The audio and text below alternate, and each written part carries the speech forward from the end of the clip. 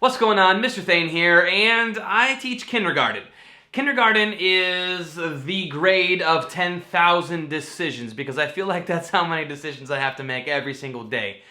When thinking about lesson planning or what classroom management system you're going to choose or your classroom setup, there's so many things that you need to think about. Big things, small things. It can be very easy to leave out things. Teaching is all about the details. When you're planning out your lessons and you have your activity, you have your materials planned out, all that good stuff, oftentimes we forget about the small stuff, like how are we actually going to pass out the materials? How are kids getting that stuff?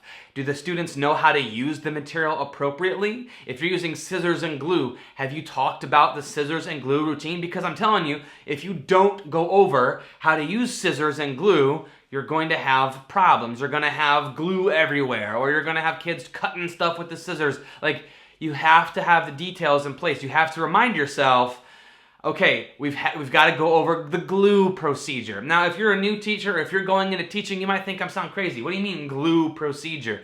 You've got to teach your kids how to use glue. You've got to teach them how to use scissors. You've got to teach them how to use the calculator. You have to teach them how to collect papers and pass out papers. It's all about the detail. And the big mistake that a lot of teachers make is after they teach the routine or procedure once, they don't talk about it again. And then it gets all sloppy and everything gets out of control. I'm telling you right now, it's beneficial all the way through the entire school year before you do an activity to go over the procedure. So every time you get out the glue, quickly go over the glue procedure. Like the first day might be a real drawn out, long process where you talk about the do's and don'ts of glue, and then as the year goes on, you might just have a kid explain it to the class real quick. What do you want the kids to do when they're done with their activity? Do you want 20 kids yelling out, I'm done, I'm done? Probably not. You need to have a procedure in place on so they know what to do if they're done. Every time it's the same. When I'm done, I do this. Maybe you have a choice. When I'm done, I do this or I do this. So you're using manipulatives for a math lesson.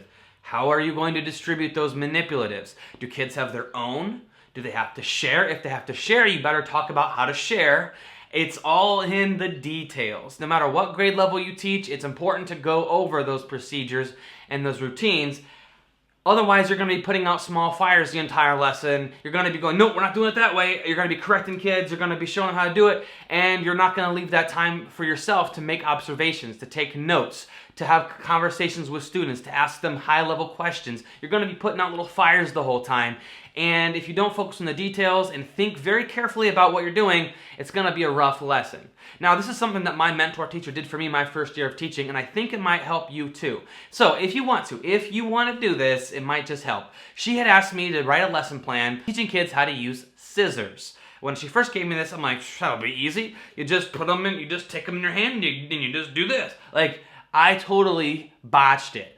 But she talked me through it, and what she did was she had me be more detailed and specific. So if you want to do that for yourself, write a lesson plan on how to use, teaching somebody how to use scissors. And if you're really brave, if you're really brave, you can send it to me, email it to me, and I'll look it over and give you some feedback if you want. But teaching is all about the details. Don't forget about the small things. You owe it to yourself to have, if you're going to spend all this time making a great lesson, you might as well have it go well by planning out the details. If this video helped you, give it a big thumbs up, and if you want to see more teaching tip videos just like this one, don't forget to subscribe to my channel and turn those notifications on. I do teaching tip videos every Monday, Wednesday, and Friday. As always, make it a great day, teachers, and see you next time.